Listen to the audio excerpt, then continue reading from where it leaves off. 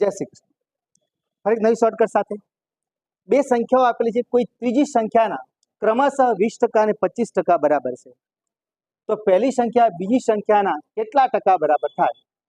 મિત્રો હંમેશા નિયમ હોય છે, ટકામાં વસ્તુ આપી દે ને તો 100 ધારીને ચાલો. અહીં આપણે એમ કીધું બે સંખ્યાઓ કોઈ ત્રીજી સંખ્યાના, તો આનો મતલબ ત્રીજી સંખ્યા આપણે લઈ લઈએ, આ ત્રીજી, આ બીજી અને આ પહેલી. ત્રીજી સંખ્યા 100 લઈએ તો ક્રમશઃ કીધું, ક્રમશઃ એટલે પહેલા કઈ સંખ્યા? તો પહેલી સંખ્યા, તો એના 100 ના 20% બરાબર તો 20 થાય. અને બીજી સંખ્યા કેટલા છે બરાબર? તો કે 25%, તો કે 25. 100 ના 20% કાઢો તો 20 અને 100 ના 25% કાઢો તો 25. હવે આપણે મળી ગયું. તો હવે આપણે પૂછીએ પહેલી સંખ્યા બીજી સંખ્યાના કેટલા ટકા બરાબર થાય? તો પહેલી સંખ્યા છે આપણી જોડે 20, બીજી સંખ્યા છે 25. તો પહેલી સંખ્યા છે 20, બીજી સંખ્યાને સાપેક્ષ ગણવાના. તો પહેલી સંખ્યા આપણે ઉપર મૂકી દીધી, બીજી સંખ્યા આપણે નીચે મૂકી દીધી, ગુણ્યા 100 કરી દો. એના કેટલા ટકા બરાબર થાય આપણે જોવું છે. 25 ચોક 100, 20 ચોક 80.